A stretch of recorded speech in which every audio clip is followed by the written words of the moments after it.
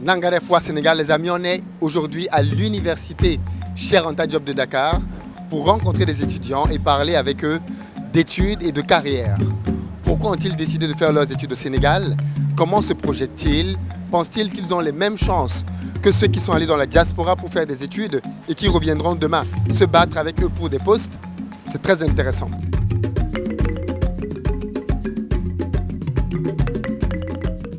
Bonjour. Bonjour, Comment ça va? ça va très bien. Comment tu t'appelles? Je m'appelle Moda Ndiaye. Comment? Moda Ndiaye. Mor Ndiaye. Moda Ndiaye, M-O-D-A, Moda Ndiaye. Moda. Oui, c'est Moda exactement. Ok, Moda Ndiaye. Oui, c'est Moda. Très bien, Moda. Ici, on est à l'université Cheikh Anta Diop de Dakar. Qu'est-ce que tu étudies ici? Moi, j'étudie le droit. En quantième année déjà? Non, je suis en master 2, mais on n'a pas encore commencé les cours malheureusement. D'accord. Pourquoi? Bon, parce qu'il y avait un retard. Vous savez, les événements qui se sont passés au mois de juin, donc nous avons accusé un peu de retard. D'accord. Par rapport à la rentrée de cette année, c'est ça? Exactement, c'est de ça qu'il s'agit. Donc là, tu es en Master 2. Oui, oui. Tu es vers la fin. Hmm? Tu es vers la fin. Oui, presque à la fin. Tu as quel âge? Bon, moi j'ai 23 ans. Ah, c'est rapide. Oui, oui, c'est tellement rapide. D'accord. Master 2, tu es vers la fin. Tu veux faire quoi plus tard? Bon, plus tard, en tout cas, j'aimerais exercer un métier du droit parce que là, on peut dire que quand on a son diplôme, l'emploi n'est pas garanti. Peut-être on va faire les concours. Et une fois qu'on a obtenu notre master, les concours sont là. Donc une fois que cela est, nécessairement on va déposer voilà, pour voir si on va réussir ou non. Mais actuellement, rien n'est encore clair. Oui, mais bon, concernant cette question, moi j'aimerais devenir avocat. Voilà. Je ne sais pas ce que le Tout-Puissant va décider. En tout cas, c'est mon rêve le plus absolu. Tu veux devenir avocat. Pourquoi? Bon, parce que j'aime défendre les personnes qui sont innocentes, parce que c'est en ce moment-là que l'avocat porte sa vraie robe d'avocat. Mais l'avocat ne défend pas que des innocents, l'avocat défend le droit. Exactement, l'avocat défend le droit. Et que même en matière pénale, on dit que la présence de l'avocat est obligatoire. Si la victime ou bien l'inculpé ne prend pas un avocat, nécessairement on va lui coller un avocat d'office. Donc même l'avocat peut défendre quelqu'un qui est coupable. Présumé coupable. Oui, quelqu'un qui est présumé coupable. Merci beaucoup. Alors du coup, j'ai une question. Vous avez un monsieur il discute avec vous, il vous avoue qu'il a violé, qu'il a tué des gens, mais vous devez le défendre. Est-ce que vous allez venir défendre qu'il est innocent? Non, ça, je ne le ferai pas. Pourquoi? Je ne le ferai pas parce que pour moi d'abord il y a la religion. Donc parfois même, une personne peut être poursuivie pour un crime et qu'il avoue devant son avocat, c'est lui qui a commis ce crime. Mais là, pourquoi vouloir le défendre? Non. Peut-être on va demander des circonstances étudiantes pour essayer voilà, qu'on prononce une peine moins sévère pour lui. Mais est-ce que tu vas le défendre au tribunal pour dire voilà... C'est vrai que je vais lui défendre. Parce que même si une personne a été poursuivie, en matière pénale, la présence de l'avocat est obligatoire. Oui, mais tu vas le défendre parce que toi il dit que il t'a avoué, parce qu'en fait, il n'y a pas de preuve. Il n'y a pas de preuve qu'il a tué. Mais il t'avoue parce que tu es son avocat. Là, c'est un peu délicat. En tout cas, c'est un peu compliqué. Tu vas aller au tribunal, tu vas le lâcher, tu vas dire, monsieur, il a avoué qu'il est coupable. Non, ça, je ne le dirai jamais. Donc tu vas le défendre pour qu'il soit libéré. Oui, je vais le défendre. Et si tu gagnes le procès, il est libéré, mais tu sais qu'il a tué des gens. Non, ça, raison pour laquelle je te dis, ça, je ne le ferai pas. Même s'il avoue, je vais lui dire non, il faut demander des circonstances atténuantes, il faut avouer que c'est toi qui as commis le crime, il faut avouer mea culpa. Ça veut donc dire que tu vas donner à ton client un mauvais conseil. Non, ce n'est pas un mauvais conseil. Mais puisque tu veux lui dire de demander mea culpa, il va aller en prison. Oui, il va aller en prison parce qu'il a tué. Oui, mais il n'y a pas de preuves. En justice, il faut des preuves. Oui, il faut des preuves, mais s'il avoue, je vais lui conseiller quand même d'avouer. De toute façon. Parce que je suis l'avocat de la vérité. Ah, tu es l'avocat de la vérité. Exactement, rien que la vérité juridique et aussi la vérité des faits. Donc tu auras du mal à défendre les criminels. Oui, j'aurai du mal à défendre les criminels. Parce qu'un criminel, sa place, c'est en prison. Et pourtant, ce sont les procès qui médiatisent le plus les avocats. Oui, exactement, c'est vrai. Surtout si vous parvenez à gagner pour les criminels, là vous devenez une star. Oui, je ne dirais pas non. Mais comme je te l'ai dit, moi je suis l'avocat de la vérité. Et l'avocat des faits, rien que les faits. D'accord. Est-ce que tu te vois aller poursuivre tes études en France, ailleurs? Bon, non, je ne pense pas. Parce que je pense qu'on peut réussir ici. Parce qu'ici, il y a beaucoup d'exemples, hein, il y a beaucoup d'icônes, des profs qui ont fait tout leur cursus ici, à l'université. Et maintenant, voilà, ils enseignent ici. Ils sont des docteurs. Parfois, il y a des agrégés. Donc là, Mais est-ce que leur revenu te semble être enviable? Parce que oui, quand tu oui. dis, pour toi réussir, c'est gagner combien par mois? Bon, parce que quand on est professeur d'université ici, normalement, on va gagner des millions nécessairement. Parce que Par parfois, mois? oui, par mois. Et parfois, on est aussi dans le secteur privé. Parfois, on est dans certains établissements, on enseigne là-bas, on nous paye des heures.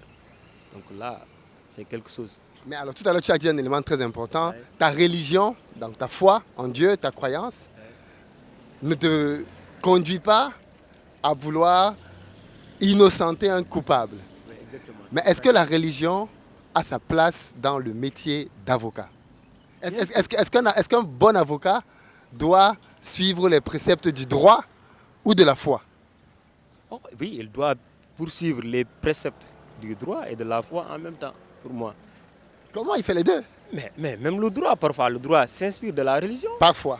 Oui, exactement. Mais parfois pas. Mais le droit n'est pas la religion. Mais quand Mais même. parfois pas. Oui, oui, oui, ça c'est vrai.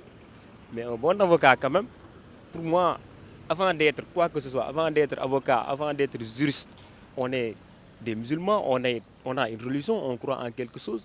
Pour moi, donc, on ne devrait pas trahir ce serment-là pour quoi que ce soit.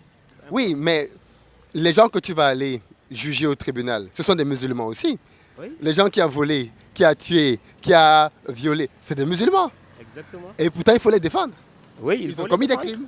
Oui, comme je te l'ai dit, même si on a commis un crime, même si on a tué 10 000 personnes, cette personne-là, forcément, il sera assisté par un avocat. Si Tout c'est à en fait. matière criminelle. Mais Voilà. l'avocat peut le plomber ou lui donner de bons conseils.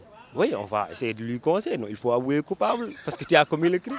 En tout cas, moi, c'est ça le conseil que je donnerais à quelqu'un qui a commis un crime. Et il te dit non, je n'avoue pas et tu dois me défendre pour que je sois innocent, il n'y a pas de preuve. Non, ça, je lui dis désolé, désolé, parce que tu as commis le crime, c'était intentionnel, donc je ne peux pas te défendre. Tu sais qu'on peut porter plainte à son avocat, n'est-ce pas? On peut porter plainte à son avocat. Pour quel motif? Mais s'il te donne de mauvais conseils ou s'il ne t'assiste pas comme il faut, on peut lui porter plainte. Oui, exactement, mais je peux dire que je ne vais pas te défendre. Est-ce qu'on va me porter plainte pour ça? Non, c'est vrai. Voilà, c'est de ça qu'il s'agit. Donc tu es prêt à perdre un marché plutôt que de défendre un innocent. Exactement, c'est de ça qu'il s'agit. Est-ce que tu seras un bon avocat? Est-ce qu'un bon avocat parle comme ça? Ouais, D'après toi? D'après moi. Tu veux être en fait, toi, ce qui est important, c'est d'être un bon musulman. Si tu n'es pas un bon avocat, c'est pas grave. Moi, je suis l'avocat de la vérité, comme je te l'ai dit. Rien que la vérité. Voilà, c'est de ça qu'il s'agit. Ok, d'accord, je pense qu'on a compris. Dernière question, tu n'as pas répondu. Pour toi, bien gagner sa vie au Sénégal, c'est gagner combien par mois? Bien gagner sa vie, je peux dire pas. En tout cas, ça dépend de l'endroit où l'on se trouve. Peut-être si nous sommes à Dakar, là, la vie est plus chère. Donc là, le coût de la vie est tellement cher.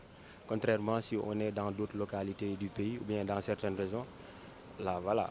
Là, Si je c'est te un peu donne, relatif. si je te donne, là, maintenant, tout de suite, je sors de ma poche 10 millions de francs CFA, qu'est-ce que tu fais de cet argent? 10 millions Dis de la francs vérité. CFA. Bon, je vais essayer d'acheter un taxi. Comme ça, je vais le donner à quelqu'un pour qu'il conduise ça pour moi. Après, il va me verser. Un taxi, ça va coûter combien? Un taxi, bon, ça dépend. Peut-être 1,5 million ou bien 2 000. Et tu fais quoi avec 8 millions? Tu vas manger tout le reste? Non, les 8 millions, je vais essayer d'investir ça sur L'agro-business? l'agro-business, exactement. C'est le bon terme. D'accord. Tu vas investir tous les 8 millions? Non, je vais essayer. Les 1 million, ça c'est ça des livres. 1 million pour acheter des livres? Oui, pour des livres. Waouh. Quel livre tu veux lire? Des livres du droit nécessairement. Si 1 million. Oui. Ah, tu vas pas te faire plaisir? Comment tu te fais plaisir, toi? Bon, ma passion c'est la lecture, je lis. Donc toi, quand tu veux te faire plaisir, tu lis. Oui, je lis. Tu ne sors pas, tu vas pas manger au restaurant, Bien sûr, je sors.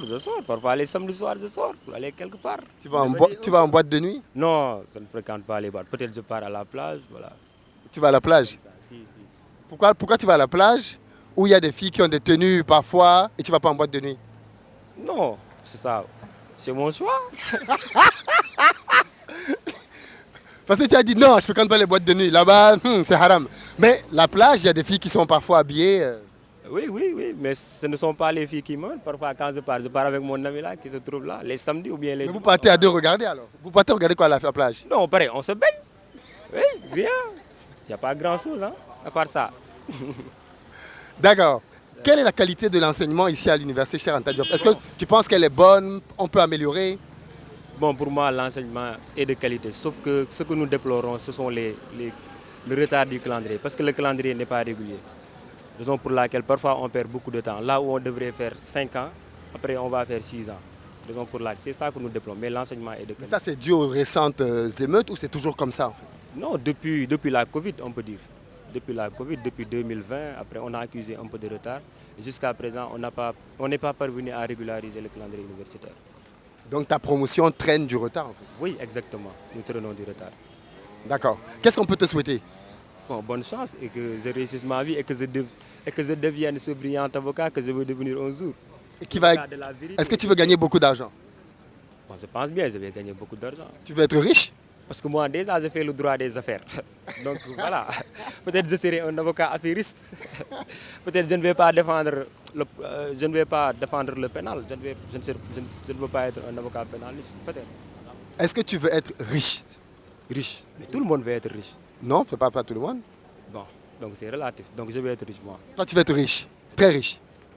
Bon, riche, oui, quelqu'un... Tu n'as pas peur que la richesse t'éloigne de ta foi? Non, non, non, non, non. Mais comme le disait le juge Kebama, l'argent ne sert qu'à régler nos problèmes. Au-delà de ça, il est inutile.